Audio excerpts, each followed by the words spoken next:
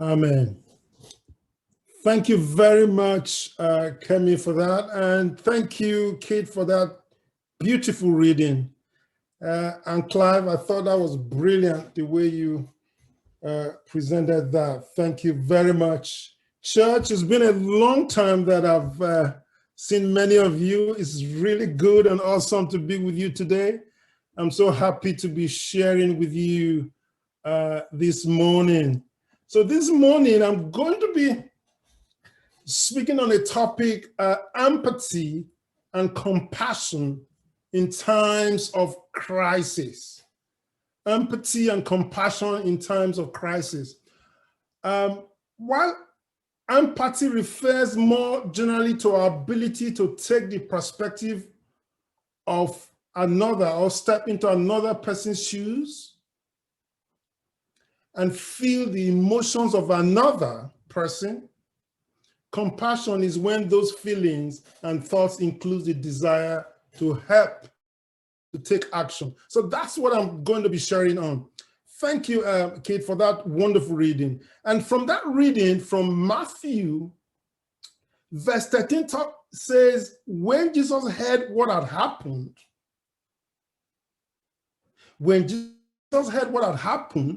he withdrew by boat privately to a solitary place. The big question is, what is this thing that had happened? Why did Jesus have to withdraw into a solitary place?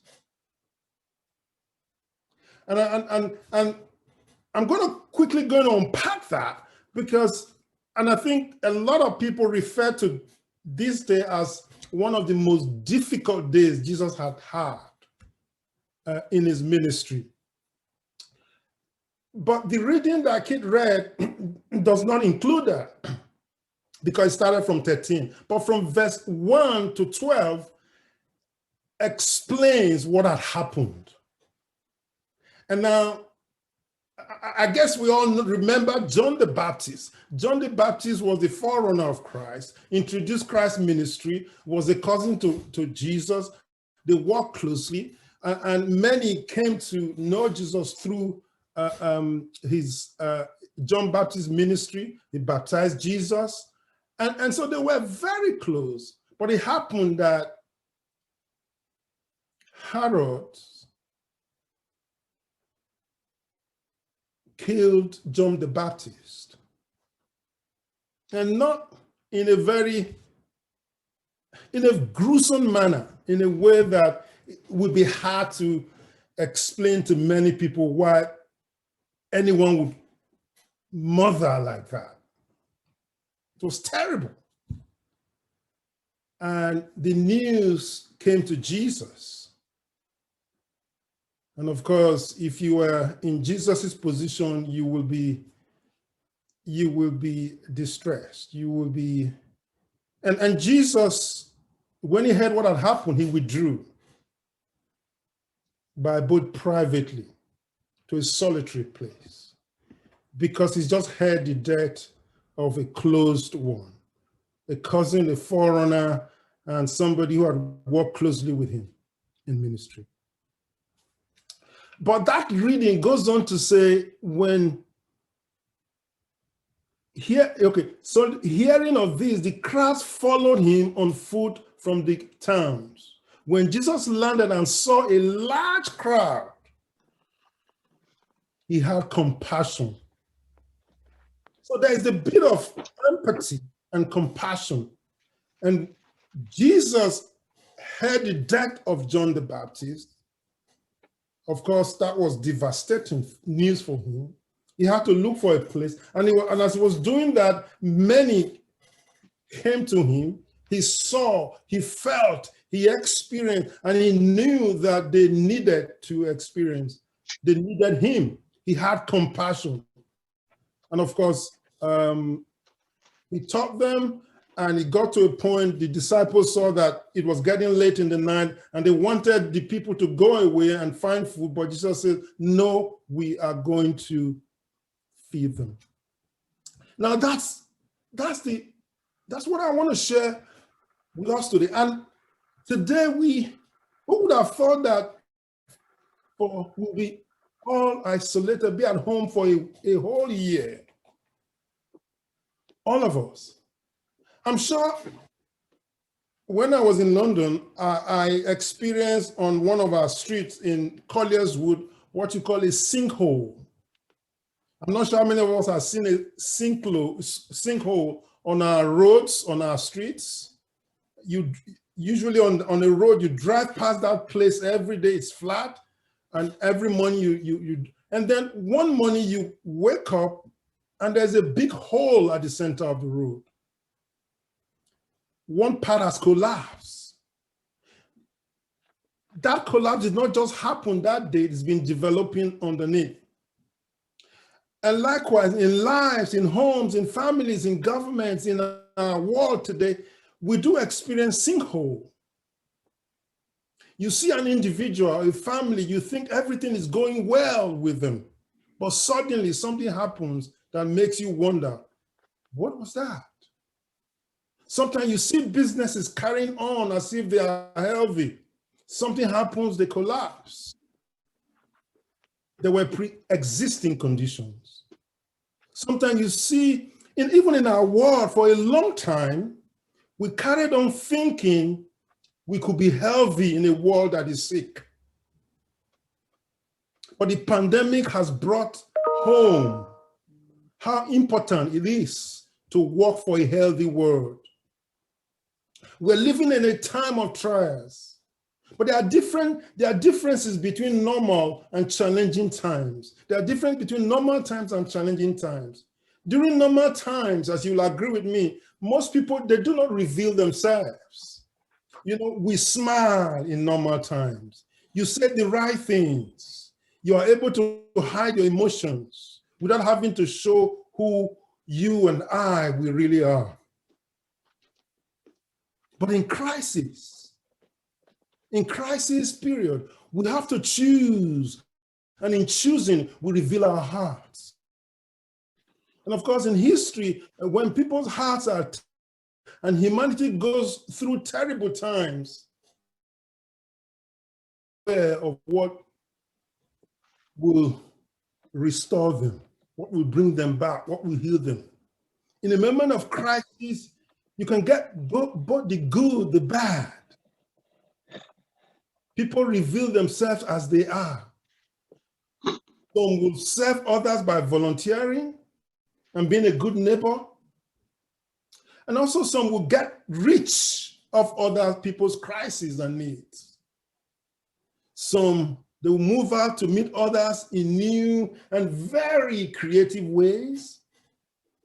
Some will retreat, confused, not knowing what to do. Some will abuse others so close to them, even in the same families. But in all of this, what am I saying? The state of our heart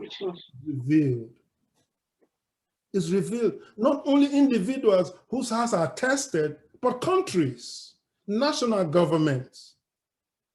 They have to make choices whether to save lives or to keep business or stop markets going. As we've seen in what has happened within some countries like Australia, New Zealand, and also we've seen in the US and some Western countries, and governments were faced with the choices what to do. Some chose to keep their people safe by closing businesses, and some chose to keep the stock market booming. Do we look after people or keep the stock markets going? In a crisis, many would want to retreat. Working with Bible Society and working with many churches in the north of England, and also with spending one day a week with the Gather Network, which is part of the Evangelical Alliance, we've been interacting with a lot of churches during this crisis period. And I've found three types of churches out there. There's one that retreats, confused, not sure what to do. But there's also the second one. They're engaging with each other internally. but not necessarily reaching out. But they're seeing what is going on. But there's the third one, reaching out and engaging with each other in a creative way. In a crisis, our hearts are revealed, our pre-existing conditions are exposed. We have to revise and modify our habits, attitudes in order to come out of it successfully. And we have to recover. Do we choose to be the Good Samaritan or the priest or the Levite? We all know that very important story that Jesus told in the Bible. The beauty about Jesus is that he doesn't just tell us a story, he doesn't just preach or speak, but he feels, he experiences it, but he puts it into action. And so the story of the Good Samaritan that he tells, he also lives it out in his life. And what's the story about the Good Samaritan? The Good Samaritan allowed himself to see and not running away from what had happened, so that it can change him. He allowed himself to see, to experience what had happened, so that it can change him. We have to allow ourselves to see, to feel, to know. Let's not live in denial. Let's start from the place of grieving, but let us not remain there. Let's move on to hope and trust in a God that loves us. Let's take action. The story of the Good Samaritan as told by Jesus is one of the Gospels, in one of the Gospels of the New Testament. A traveler is beaten up and robbed and left for dead along the road. A priest comes by. He does not see it. He goes the other way. He denies it. He runs away from it. He does not want to experience it. A Levite comes, does the same thing. They deliberately avoid the man. But finally, a Samaritan comes by. He sees, journeys with him, touches, feels. He had empathy, but not just empathy, but he took action. He experienced and healed and took him to the hospital, as I will call it, for healing. The priest and the Levite. Now, the good neighbor here was not the celebrated priest or the Levite. It was not the guy from the same ethnicity or geographical location, but the unknown, despised Samaritan. The priest and the Levite, they went the other way. They preserved themselves. They did not allow what happened to change them. They looked the other way. We are mission partners with God. We are created, but we are now co-creating with God. God is calling us this time to see, you know, in religion, in faith, in churches, sometimes we live in denial. We claim by faith, we don't, and as a result of by faith, we quickly move on. But it's good to experience, it's good to feel, and when we feel, then we allow what we felt to change us so that we can take action so that healing can happen amongst us. Empathy and compassion, let's feel each other what we're going through. Let us not just feel alone, but let's act individually and collectively. One of the major lessons I'm praying and hoping that we learn from this crisis, that we make a shift from living in our silos to be the good neighbor. And it appears environmentally and social human rights activists like the Extinction Rebellion, Me Too movement, the Black Lives Matters are hearing the call of the oppressed. I mean, they may be using some methods that we all may not agree with, but they are taking action. They are seeing, they are feeling and taking action. While it sometimes appears that some of us, not all of us, some of us, Christians, religious people, we might be behaving like the priests and the Levites. And if we look around us, there's unemployment and small business failures, families devastated, the elderly not being able to see their younger ones. It's hard. It's hard enough. You want to touch them. You want to hug them. You want to be able to be with them once again and kiss them. But that's not possible. It's hard enough. Churches are struggling. There's a lot of mental health issues around. Poverty, homelessness. But also we've seen that in all of this, we've seen gender discrimination and racial discrimination all rearing their head, reduced workforces around us, and family abuse going on. This is the time for us to act together. Many people will expect God to do something. You say, why is God not doing something? I want to say to us, he's doing something, but not how we want it done. It might appear slow. It is out of the overflow of what God does. That's when we see what he's actually doing. It's just like somebody who gets baptized. It is not that day they get baptized that they started knowing God. It may have been 10 years before then. Somebody would have spoken briefly about God, and then they met another person, they heard another sermon. Then one day we see it comes out, and I believe God is doing something, and I feel that he's saying to us, do not let your heart be troubled, for I am with you. I'll never leave you nor forsake you. He says, for I not give you the spirit of fear, but the spirit of sound mind, power, and love. And today at church, I just want to prophesy that spirit of sound mind, that spirit of power and love upon each and every one of us.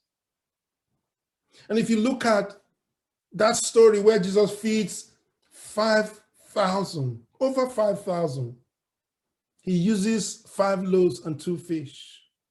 He performs a miracle. And out of all of this that is happening, I believe God is going to do something new. Not what we expect.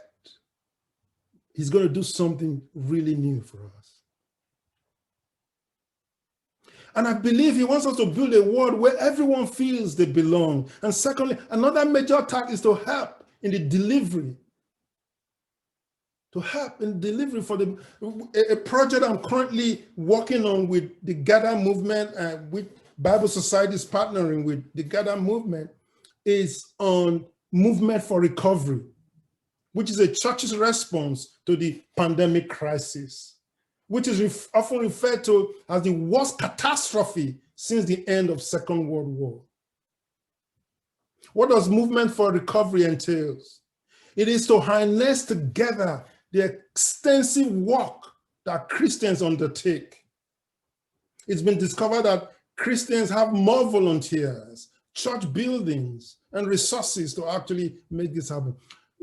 It's to harness together the extensive work that Christians undertake serving the city region by creating a network of networks that enables a more strategic and coordinated response to the recovery.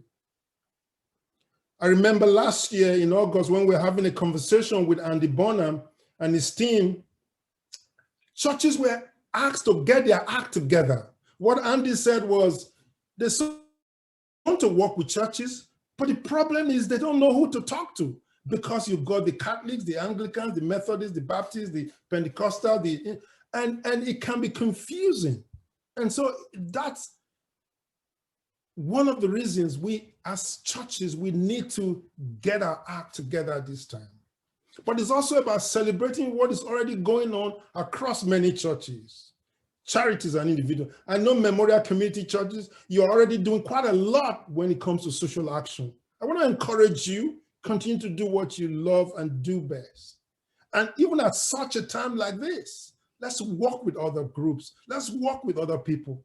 But also it's about creating a willingness to connect with the public, private, and other faith group sectors to become part of the solution to the recovery across the region. And also coordinating churches' activity to reduce duplication and encourage strategic working together. But also commissioning Christians in the major spheres of life to be part of recovery and renewal of our places. But I believe working together, social action, we can handle things like no child go hungry, food banks, youth work, mental health support. Like the Bible Society is rolling out navigating trauma, which will be used also with other resources out there. Debt relief and unemployment response team. Churches can work on this, supporting homeless families and social isolation. And I believe at such a time like this, God wants to use us. And already there are 15 cities that have taken on this project, and many more cities and towns are coming alongside this. London, where you are based, is already, last week we had a conversation with the mayor's office, and most of the churches have started having conversation about that. And I pray that God, at such a time like this, God will use us for his glory. So to just round up today, empathy and compassion is what we need now.